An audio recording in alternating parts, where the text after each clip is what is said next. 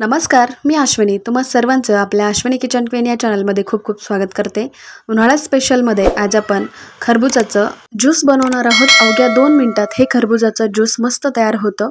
तर इथे मी अगदी स्वस्त दरामध्ये बाजारातून मिळणारं खरबूज घेऊन आले आणि हे खरबूज आपण स्वच्छ धुवून घ्यायचे आणि त्यानंतर याच्या मधोमध काप करून घ्या. आता हे कापल्यानंतर सुरुवातीला आपल्याला भरपूर अशा बिया दिसतील, तर ह्या बिया आपल्याला चमच्याने अलगद अशा काढून घ्यायच्या आहेत.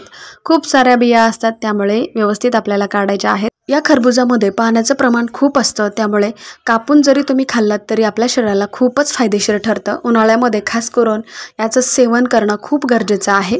तर या खरबुजामध्ये विटॅमिन सी, विटॅमिन के आणि फायबरचं प्रमाण खूप जास्त प्रमाणात आहे, त्यामुळे हळद याचं सेवन जास्त प्रमाणात करतात.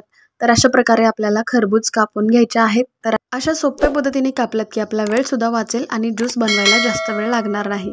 तर अशा पद्धतीने मी सगळे काप करून घेतलेत आणि हे कापून झाल्यावर मिक्सर जारमध्ये सगळे टाकून घ्यायचं आहे आणि त्यानंतर चवीनुसार साखर टाका.